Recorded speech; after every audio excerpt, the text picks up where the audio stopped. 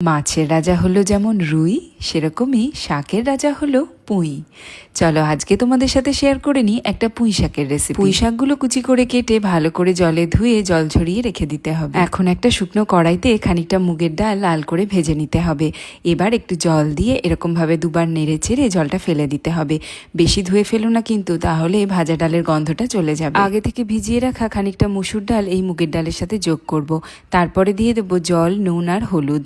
আধা সেদ্ধ হওয়া অবধি ডালটা রান্না করে নিতে হবে। এরপর ধুয়ে রাখা পুঁই শাকগুলো এর মধ্যে দিয়ে সেদ্ধ হতে দিতে হবে। এখন কড়াই খানিকটা সর্ষের তেল গরম করে তাতে কয়েকটা ডালের বড়ি ভেজে তুলে রাখবো।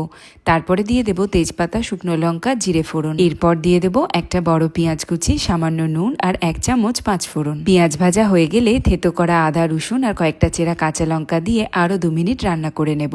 তারপরে দিয়ে দেবো হলুদ গুঁড়ো, লঙ্কার গুঁড়ো আর সামান্য চিনি। আরো 2 মিনিট রান্না করার পরে কয়েকটা টমেটো